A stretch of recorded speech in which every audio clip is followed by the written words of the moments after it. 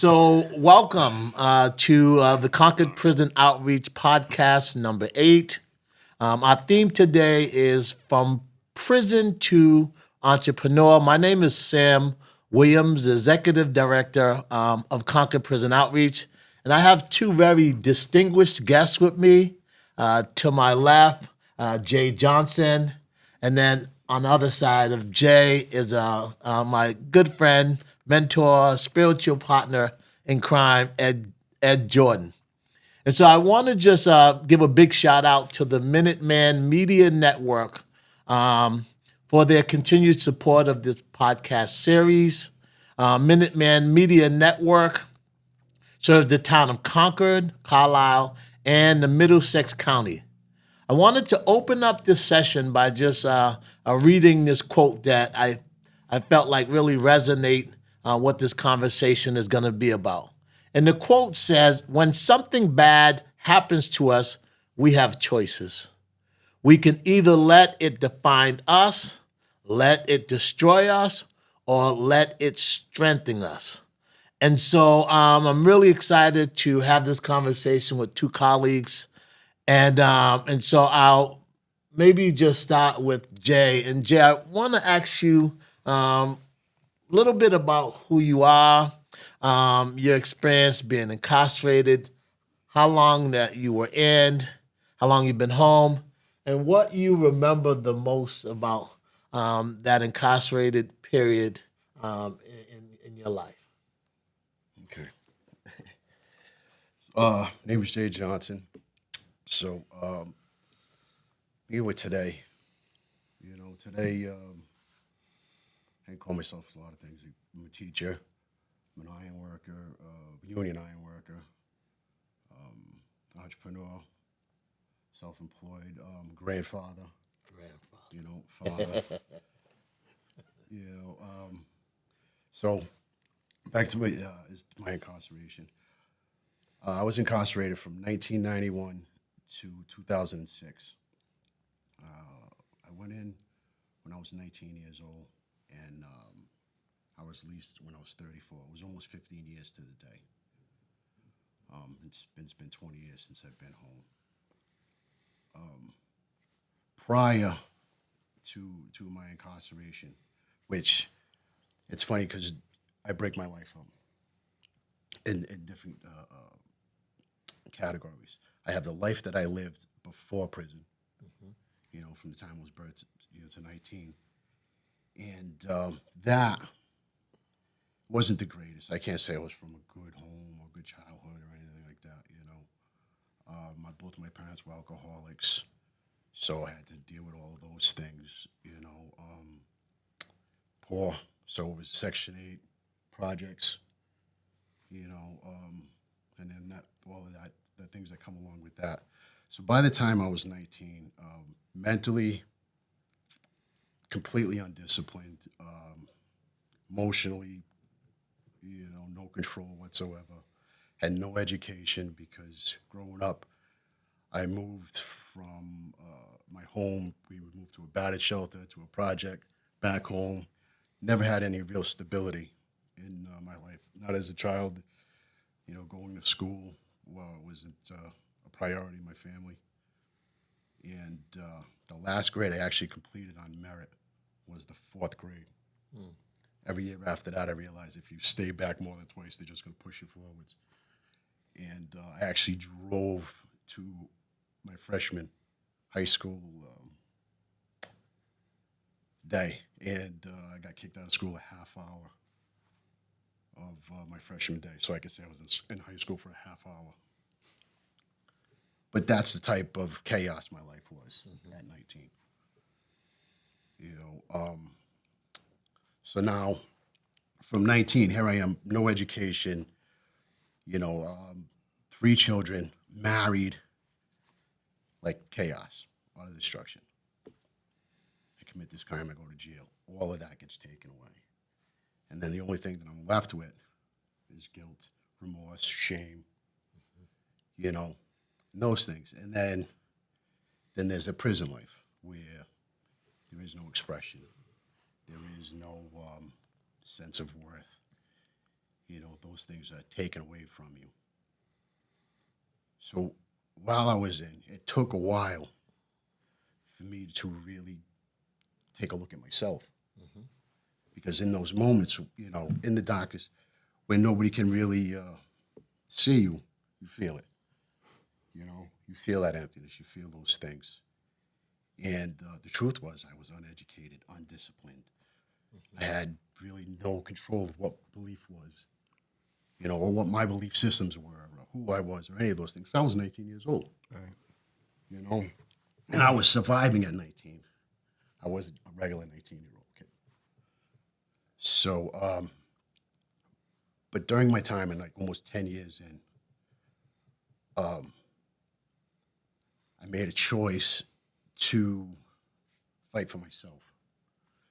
At the time, it was the Weld administration, and there really wasn't a lot of programs. There really wasn't those things. And when I got in, first thing I did, I got my education. I got a GED, even though I guessed through most of it, but because I had it, I was no longer eligible for school programs. And because I had a long number, I had most of my incarceration, I wasn't eligible for programming. So I kind of took things into my own hands and self-educated myself. I taught myself algebra from a book that I got in the library from 1961, St. George's Prep School. And every other answer was in the book. So I would go every other answer and then just keep going until it started making sense. And that's how I taught myself algebra. I taught myself calculus. I taught myself physics. But once I realized that time actually mattered, that was another thing too, because most of the guys I was in, they were escaping. Yeah, you can live a complete fantasy in prison. It's easy. Tell everybody I'm from this, I got that, I made this happen. And you could work your mind into that. I just refused to do it because of the pain I had caused. But that isn't who I wanted to be. And so I made that conscious decision while I was in. And luckily there was people in there that were doing the same thing. And it was not just mentoring from outside people, but there were guys working on themselves inside, And I figured if I wanted to build myself up, who would that be? And who would I want to emulate? So I went through the whole thing. I read Malcolm X, did the whole dictionary thing and, looked for those ways of finding a positive life. But as I did that, I found and I gained strength in that, and realized too that working in the prison maintenance, you develop a skill. And I threw myself in that. Worked in the electric shop. From there, the metal shop was right on the side, and I really wanted to learn welding.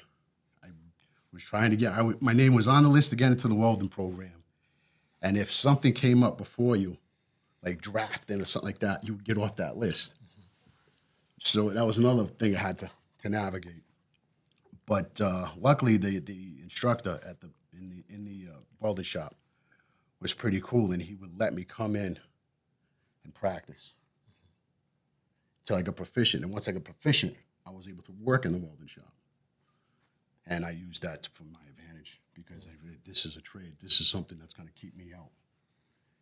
And with the Lincoln book, the welding procedures, I'd go in and I learned about the weld. I learned about the bead, the throat, the toe, the whole nine, and how to set the equipment up, and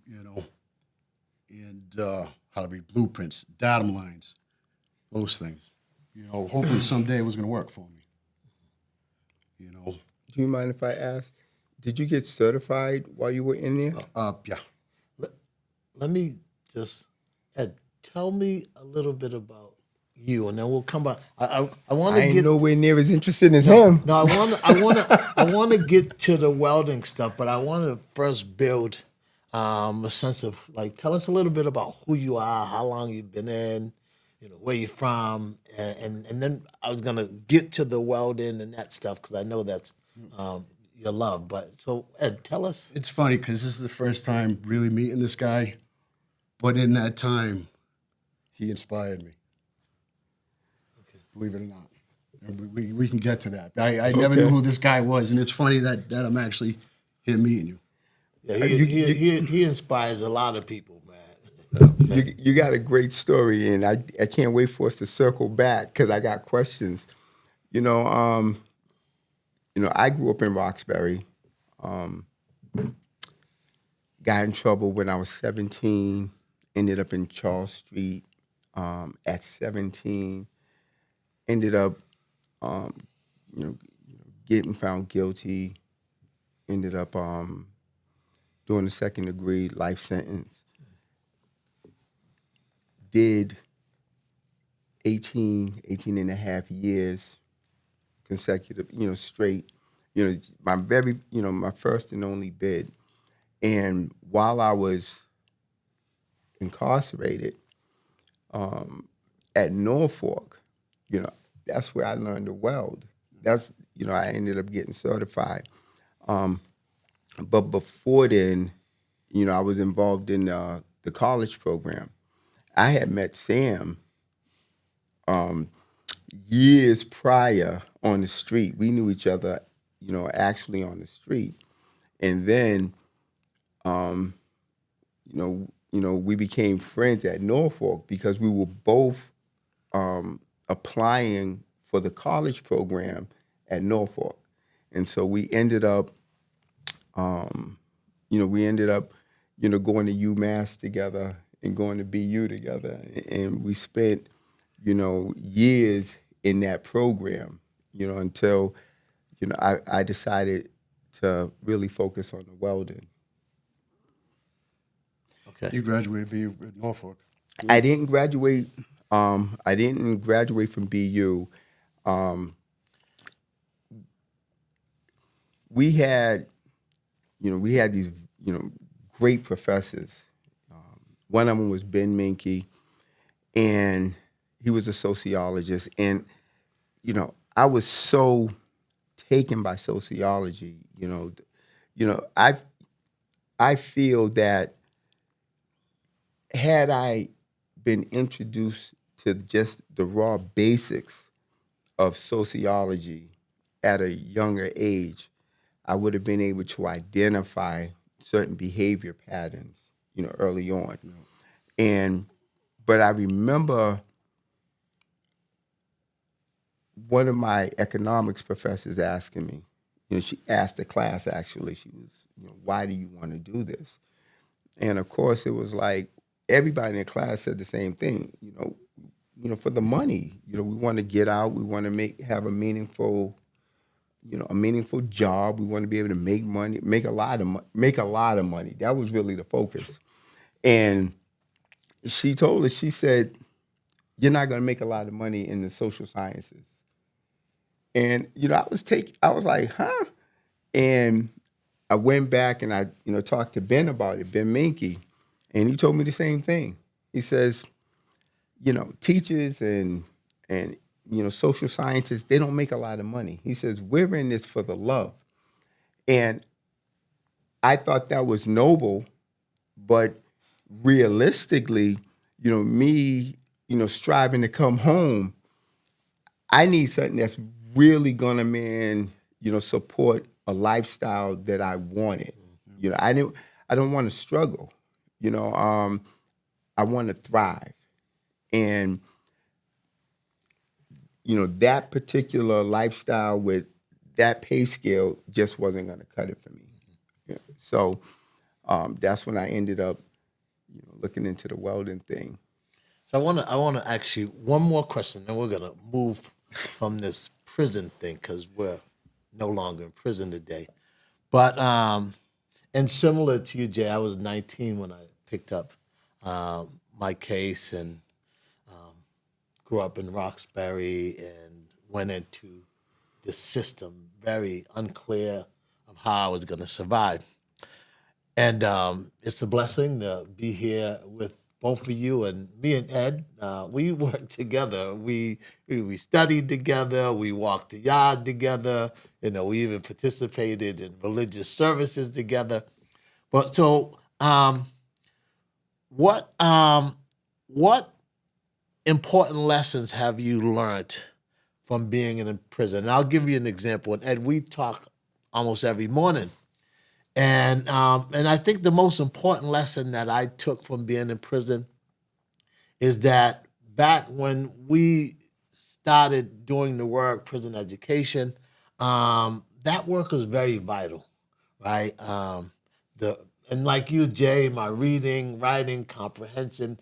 Ed said he doesn't remember this, but man, I was not sharp back then. He was much more sharper than I was. Like I was kind of like what you described, but he was like my anchor. He was like my crutch. And I'm just so glad that, like you said, time mattered.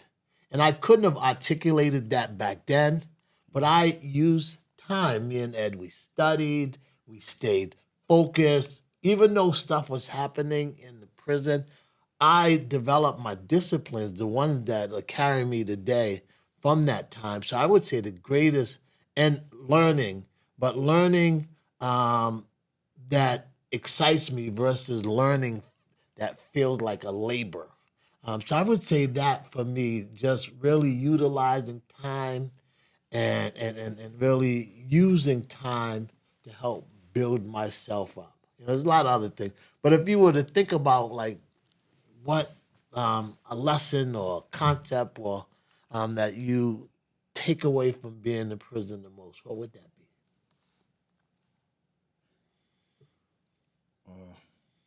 For me, I draw back on that time a lot. To today, yeah. Usually, if I have like a struggle, something that really I got to buckle down on, I think about those times because, well, even in this, the fear of like starting my own business or just the fear of doing something good for myself, believe it or not, is a struggle, or any kind of challenges. So, but back then, I look back at that and I realize I got nothing to be afraid of. It was in one of the hottest places in the world. You know what I mean? I said, you know what? I'm putting you all aside and I'm just going to do what's good for me. And what's good for me is right because my life has been good. And so I think on that exercise, I do calisthenics. I'm in really good shape. To be the young man that you are. Yeah, it's fun. Like, I can run an 8-year-old ain't to the ground, But yeah, that's it. That the exercise, the discipline with that, the mental, routines I used to go through. Those things really help me today, because it's not easy. Even though I do have some success in life, I do have some struggles. I mean, some independence. I still run into roadblocks. I still, run into challenges that I didn't even realize that are stemming from childhood, things like that. You know what I mean? Self-confidence. I'll always deal with that. But there I learned that I can make a choice. I think that's the biggest takeaway, is that I can choose in the moment that I'm in who I want to be, what I want to be, and how I want to be. I think, well, I know the thing that I took from that whole prison experience was life really is like chess and checkers. There's the long game and there's the short game. Checkers being, the short, quick, very reactionary game. You make a move, you see a piece that you can jump, you react to it. Chess is completely different. Just because someone puts a pawn in front of you, you don't react and you take that pawn. You got to step back. And, when I used to watch Sam was a chess player. He was very, his long game was amazing. He really thought ahead, and I learned a lot just by watching him, watching how he moved, how he got down, how he navigated and whatnot.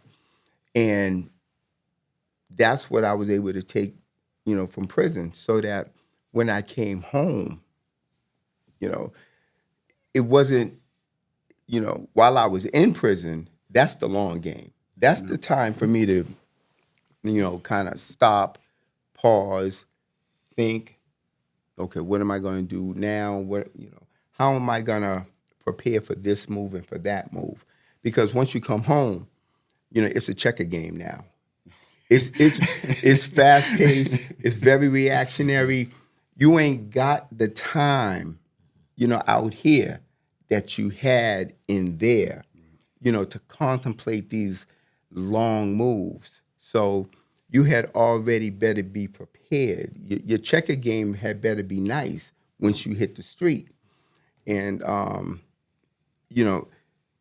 that has helped me out here. It helps me to recognize, like, okay, am I in this situation that I'm in, is it chess or is it checkers? Right. Do I need to be reactionary? Do I need to be, quick to respond? Or do I need to kind of fall back and maybe contemplate, certain things? So let's get to welding, right? And let me set it up this way. So when I took the job at Concord Prison Outreach 4 years ago, I was really excited because the agency really focuses on prison education. And it was through prison education that I met Ed and that I started to kind of develop a sense of who I was, right? And I definitely would credit both Ed and all the instructors and some other folks in prison, but it was through prison education and re-education and a lot of what you said earlier, self-education, being self-taught. So I would put welding under prison education, although it's more vocational education. Tell me a little bit about that and what got you there, what kept you there, what gave you the light to say, I could use this when I go home. Hey, for me, when I was young, I was always in the cars and fabricating. You know what I mean? You'd see these like TV shows now where they're building custom cars. Mm-hmm. I wanted to do that as a kid, but I never thought I could. It was like one of those dream type things.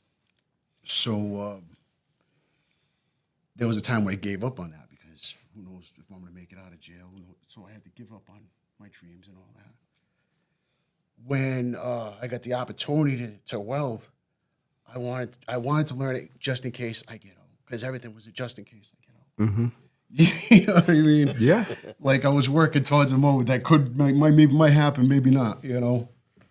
And the sad thing is like I could get killed, or I have to take care of myself and hurt somebody else because some crazy shit or whatever.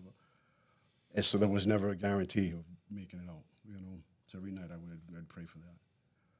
But when it came to welding, it was something that I was interested in.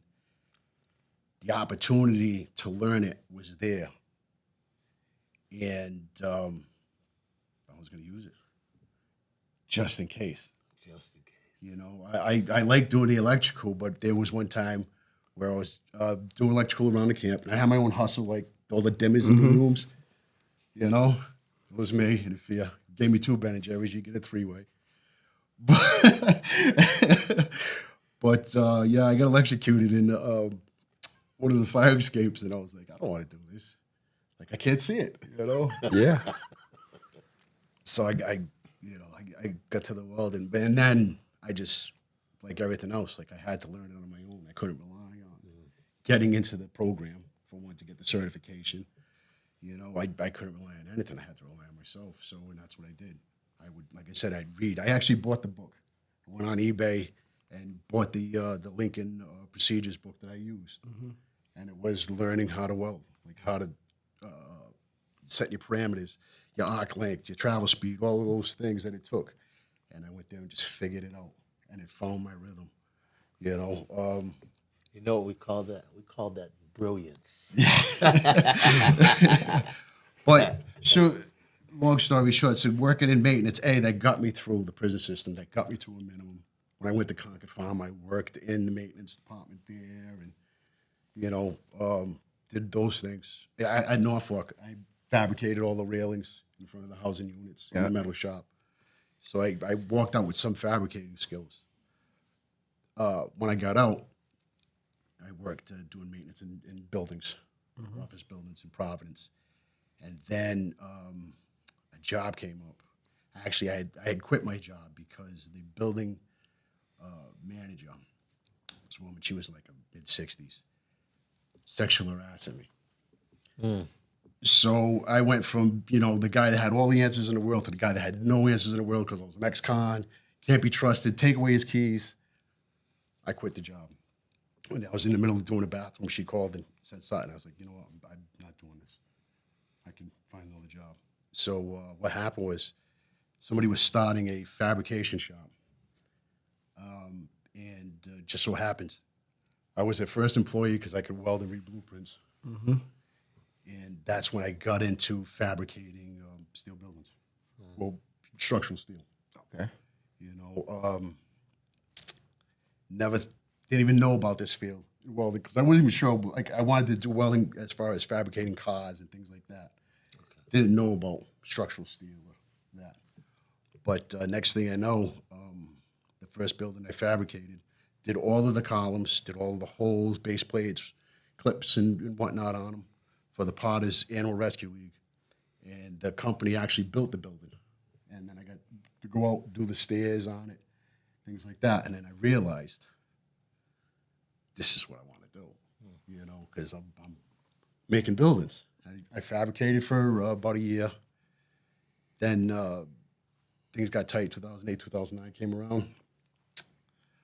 Next thing I know, I just walked into the union hall and was like, hey, this guy's hiring, kind of thing. And next thing you know, the president, he come by, he knew who I was because they were scouting me from a job that I was just on. And then the next thing you know, I'm a union iron worker. For local? For local 37 out of Providence, Rhode Island. Okay. And I just dove into that. Because once I came home, too, it was like prison, all of those things I put aside. Even my family, everybody, I really doubled down once I did get home. And I took my career as an iron worker really serious, and I was a damn good iron worker. I'm still a damn good iron worker. So Ed, what brought you to Weldon? Because when we were together, we were in prison. We were in the prison education program. We were supposed to do youth development work together. Right. And I got out before you, and I'm out here waiting for you to come do youth development work, and you come home, and now you're an iron worker. So, what happened? Well, we're definitely going to do something together. One of the days we're driving up Blue Hill Ave, and, they have these communication towers. And, I look up, I see this glare, and there's a guy up there welding. He's up on the tower, he's leaning back, he's got on all of his gear, and he's welding. And I was like, man, that's the coolest thing that I've seen, ever, right? And so when I ended up getting, out of lockup and whatnot, eventually I end up asking, the superintendent, if I could, get into the metal shop, because I just like to, learn how to weld. I like to pick up the basics. And he and the deputy superintendent at the time, Michael Grant, they approved me to be able to go in there and volunteer in the metal shop. And that's something that they never did. And so, after a couple of weeks, I picked up just enough to know that I was interested. Then one day, I get a letter from the superintendent. And I'm like, I open it up, and they let me know that I've been selected to be in the welding program that they just got approved for. This was like the very first class. I didn't even sign up for it. I didn't even sign up for it. And so I saw the superintendent out at happy hour, and, I asked him what was going on with the letter and stuff. And he said, well, you wanted to volunteer. He says, we're bringing this program in. And so I figured, you might want to be in the class. And I was in the class, and I was fortunate enough to be, in the first graduating class where we, got certified through Mass Highway and Bridges, It's a big certification. which is a It opens doors. huge certification, because when I was at pre-release, I had the opportunity to join the local 7 iron workers, and the job coordinators at Boston State, they was insistent that I work at a car wash. A car wash, that a CEO owned, right? And I was like, nah, I'm not working at no car wash. And it was like, well, we'll send you back. I said, well, you set me up for failure regardless. I said, here it is. I have a meaningful trade. I have a union that's willing to bring me in, and you want me to work at a car wash? I ain't doing that. And eventually, the superintendent was willing to be flexible. And she said, I'm going to give you one shot at this. And she said, if you mess up, you're messing this up for everybody that comes behind you. I said, okay, not a problem. So my very first job is at the Mystic Power Plant. I remember the first day on the job, and I was a pre-apprentice. I hadn't started school yet. And so, my partner was a second-year apprentice. He was a jerk. And we're up in the boom lift, and it's the 130-footer. That's the one that makes your brown eyes pucker. Lean on the end of the fishing And let me pole. tell you something. When you get up there, right, once you get past like 50 feet, your butt puckers up tight. You know what I'm saying? And then, it ain't stable by no stretch of the imagination. And he gets me all the way up, and he's shaking it, right? And he's like, "You afraid of heights?" And I told him, I said, "I'm afraid of prison. There ain't nothing that you can throw out here at me, right, that's gonna shake me. You know what I'm saying? The only thing I'm concerned with is not going back, And when I finally got out of, Boston pre-release, I had a friend of mine who had gotten his bachelor's degree from BU, and he had got his welding certification at the, from Norfolk, certified welder. So I go to see the superintendent. I brought her some ironworker shirts. I'm trying to, soften her up, hopefully. And I said, listen, you got this gentleman, Fernando, real good guy. He ain't a problem and whatnot. I've already talked to the business agents, and they're going to bring him in. And she was like, absolutely not. And I was like, you had told me that if I messed up, that I would mess this up for everybody behind me. I said, I didn't mess up. So I would think that you're going to give him the same opportunity. She was like, absolutely not. And she didn't. So he ended up getting a job at a junkyard, and they had him, with the torch, and he was, cutting old parts and stuff like that. But fortunately, once he got out of pre-release, I was able to get him right into Local 7. And one, he's never gone back. He ended up buying a couple of houses. When I started my company, he became, one of my foremen. He's a foreman for every company that he works for, And the one thing I want to say really quickly is that the programs that are most successful in prison, without question, is the college program and the welding program. Those two programs, you can quantify their success by, the persons and the men and the women and whatnot that were involved in those programs, like yourself. You came home, never went back, entrepreneur in your own right, very successful. Same here, came home, started your own company, never been back, very successful. So, that's not by coincidence. And the sad thing is that the Department of Corrections now you know, has, dampened, those programs. I'm not sure if you can still get a degree while you're locked up, but I know that you can't get your welding certification.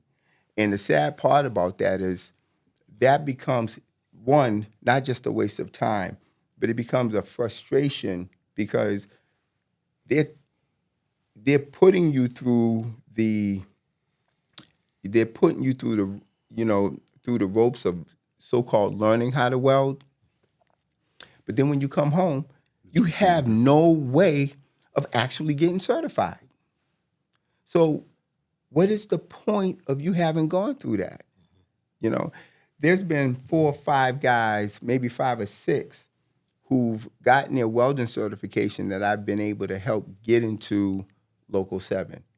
And each and every one of them is doing amazing. None of them has gone back to prison. Can I ask both of you, talk a little bit about what's the name of your business, and then Jay, the same thing. So either way, but talk about like your business, why you started. Obviously, we know so that you can be your own boss. But what's the name of your business, and yeah, either one of you. Well, actually, I closed my business down in December, but I ran it from 2019. We're gonna change that though. We're gonna change. When this podcast is over, we're gonna be talking. I Jay, closed one business. I closed one business, and I'm what's the hoping name to of open it? up another What one. what was the name But of it? it was Johnson Ironworks. Okay. And I started out as a mobile welder, and then went from mobile welding to structural steel, and then I signed with Local 7. So it was CBA, minority-owned company. And some of my work was on Gillette Stadium. Mm-hmm. I worked on some of the scoreboards, hanging Super Bowl banners, all of the outside security screen work, some of those things. A couple of schools in Massachusetts I worked on, So I've had some success, but the thing is I'm getting out of subcontracting. I don't like the work. You know what I mean? And I'm just trying to find another way to make money, which is another thing that I'm working on now. It's called the Good Arc Welding Academy. Okay. And what I'm doing is You're still connected to I'm still connected to all of it. But this time okay. I'm going into actually teaching. So I want to set up a trailer with welding booths. Wait. Yeah. Say that again. What you want to do? Well, I'm going to set up a trailer, like an enclosed trailer, with about a half a dozen welding booths on it, with a generator, on the main truck, but be able to pull up, teach welding classes, show people how to get a hands-on experience, and through AWS, because I was actually working with the American Welding Society, teach guys how to get their entry-level certifications. Can I want to say something to the audience. So, want to get this on record.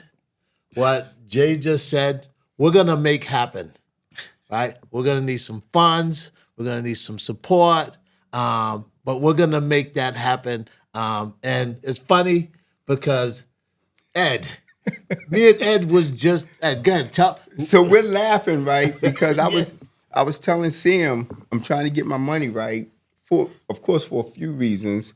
I had to take some time off from the welding because I had a bout with cancer. And, so I had to spend like 4 years just dealing with that. Right. And fortunately, I'm cancer-free. So, part of, me getting back into the swing of things, it's not just, getting to work and whatnot. But I was telling Sam, about these trailers, when when I've worked at power plants, they have the welding trailers there for you to test out. And so I said, well, you know what? I want to get a couple of these trailers, so I can, start a welding academy for men and women and young adults coming home. And so the fact that you're on it, the fact that we're all on the same track. And Jay, and he showed me pictures of them. He know where to purchase them, and they're not used across the country, right? There's only It's as you know, there's a shortage of welders in this country. We're talking like 450,000 welders short, right? Welding is one of those. Welding is one of the is that trade that no matter what gets automated, you're gonna have to have a welder. And my focus and I tried to get something going at Madison Park High, and they just really wasn't receptive to it and whatnot.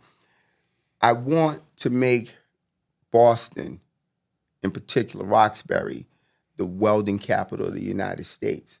There was a time when, if you lived in New Bedford, if you lived in Fall River, you knew you was going to be a whaler. You knew you was going to be part of that whole industry. Right. I want to, introduce, Roxbury to that, on that scale where, young people, it's not a question of where you're going. It's like, we got something already laid out for you. Welding is just one of those things, you either love it or you ain't gonna touch it, But if you're physical, if you like adrenaline, welding is just it. Of all the trades, and every trade has its merits and whatnot, right? But there's nothing like ironworking. There's absolutely nothing like ironworking, man. Amazing what everybody can do. If you're physical, if you like, because you got to work out. When you were saying how you do calisthenics, and when we were in the clinking and whatnot, we worked out, and that helped me not just with the ironworking, but it also helped me, deal with the cancer situation, so that, when I was going through my chemo treatments and all of this other stuff, I still needed to get those toxins out of me in some form or fashion. So I could, force myself to get on the treadmill, or I could force myself to do some lifting and things of that nature, even when, I was dealing with the chronic fatigue and whatnot. And it's those things, those practices that I had picked up while I was locked up that ended up helping me. But, when Sam had told me he was bringing you on, and he had told me your story, and because, one of the questions that I have to ask, because I know what it's like, to as a black man to try to start your own company, especially in the building industry, right? Yep. Because it's still a white dominated industry. There's no question about it. And you still have some of these old heads that are, that have these, old ways about them. Now, I deal with a lot of younger iron workers, and they all get along very well. But it's one thing when you're eating at the slaves' table. It's a whole different thing when you eating at the master's table now. And as an owner, you ain't eating at the slaves' table anymore. And so you find that you run into, a lot of redlining that you didn't even think existed, that still exists, And so I would have to ask, like, how did you deal with that? Because that's definitely an obstacle to being successful. And he's talking about racial barriers. Oh, He's jeez. talking about cultural attitudes. He's talking about perceptions and just the power that exists in I could say 2021 going into 22 maybe was one of the worst years of my life. And I could say that not incarceration and all of the downtime and then those empty, like just horrible moments. But I got to face that shit. There's a reason why there's no black steel erectors in Massachusetts or Rhode Island. It's a hard thing, because like you gotta believe in something. Like I believed in welding. Right. I got in there. I wouldn't even take a foreman job just so I could work around and do my things. I work twice as hard. Yeah. Just so I can get in those spots where I can pay attention and figure this shit out. You know what I mean? And learn my spot. Out of 20-year iron working career, I could say I've only worked for 2 companies where I was a foreman. Right. Everything else would give me the shittiest job you got. Yeah. And I'll learn from it. I'll grow from that. And I did. Like I can put a building up. Right. I can not only can I make the building, I can put a building up. That's a skill. That's that's amazing. We're kind of, I think we're close to the hour, right? So I'd love to ask both of y'all these last questions, and then we'll close up. What would you say to someone in the audience who is formerly incarcerated and interested in welding but doesn't know where to start? I know we're going to get these booths together. We're going to have one in Roxbury and New Bedford and other. But what would you say to somebody who's interested in getting to where you all were able to get? And where could they start at today? You're screwed. Yeah. You're screwed. You're going to pay big dollars to take a class. That ain't going to get you anywhere. Unless you go all the way to Ohio. Yep. To the Lincoln School or the Miller School, right? Yep. They have nothing here in Massachusetts set up for that, with the exception of there's a few trade schools out in the suburbs, right, that offer it, right? And even then, it's just an introduction, that question that's such a heartbreaking question because,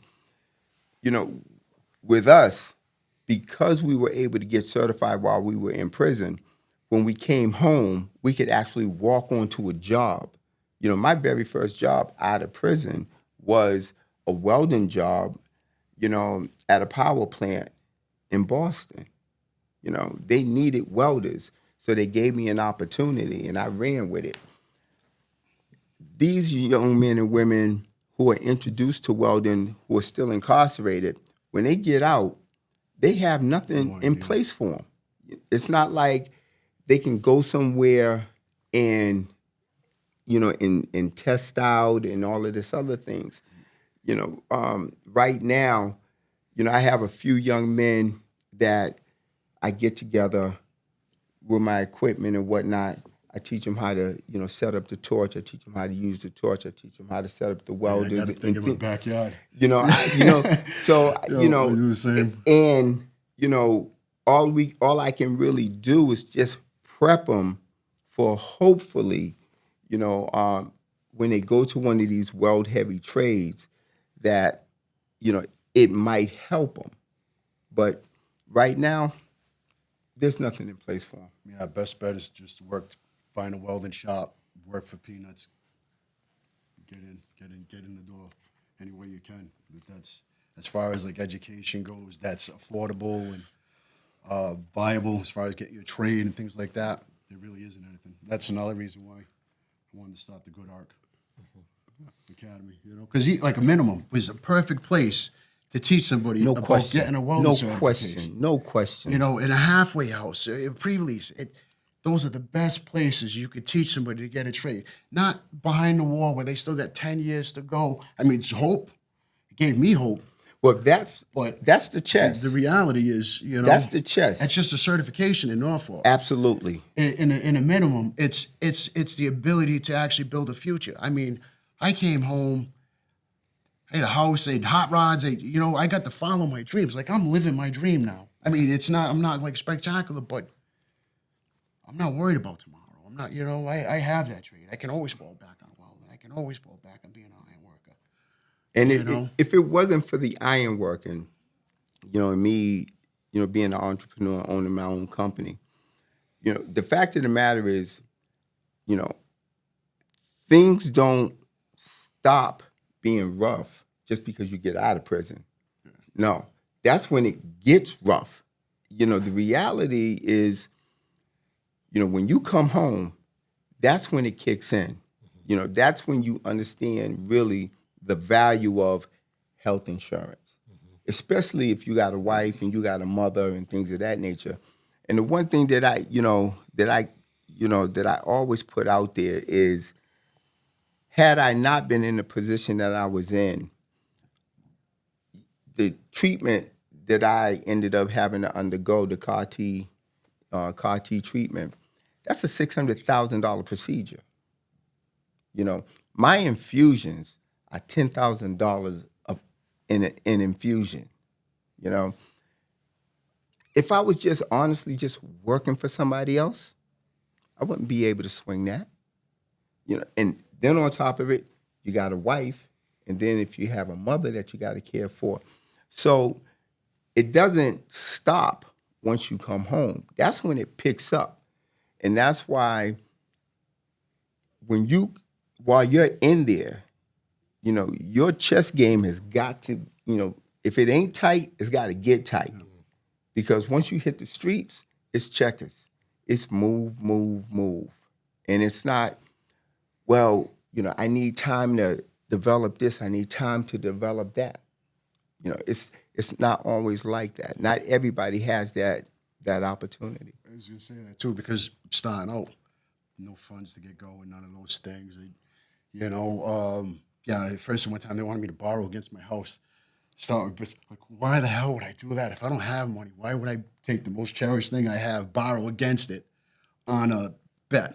Because, it's what it is. Contracting's a bet. I got well over 20 jobs under my belt, right?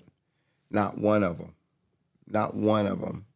was I ever able to secure any type of lending from the banks. I ended up successfully completing the Ponset River Bridge project in Boston. And this was during, the recession back in like 2007, 2008, 2009, right? And every project that I've had to self-fund. Yeah. And you would think, that, if you have that type of portfolio, right, banks would be like, okay, yeah, we definitely want to work with you. They don't. And so, at the end of the day, I love what I'm doing. But I'm still, that's a very viable means of support for me. So I'm not going to let the situation, chase me out of the trade. I'm gonna get my money right. There's no question. Me out of the trade. Listen, I'm gonna get my money right. And I'm gonna get this welding program up and running so that I can help these men and women who are coming home. Don't put your shield up just yet, buddy. We're gonna talk. Hey, we're gonna make something happen. Let me wrap us up. I want to thank both of you for being both the men of purpose, being resilient, being able to make it through. I know it was the darkest period of my life, so the darkest period of your lives, to become the man, the leaders, the mentors that you've become. And we are examples of a lot of other men and women who've been in the system. But I appreciate you all. I love you all for who you are. And this project about the trailers, we got to make it happen. Because what that does is, if we can make that happen, we can set up a platform for those who are coming behind us.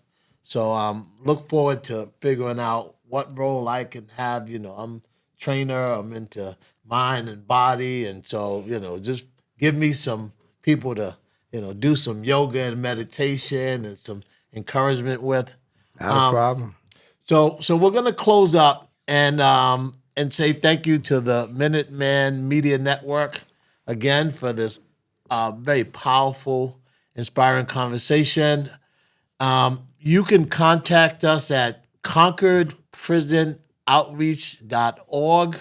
If you want to learn more about what we do, if you want to get in contact with Ed or Jay, definitely email us, contact us. We can provide their contact information for you. And want to say we look forward to podcast number 9. Not sure what the theme is going to be, but it will be transformative like this one. Thank you. Have a blessed day. And until we see you again, peace, love, and light.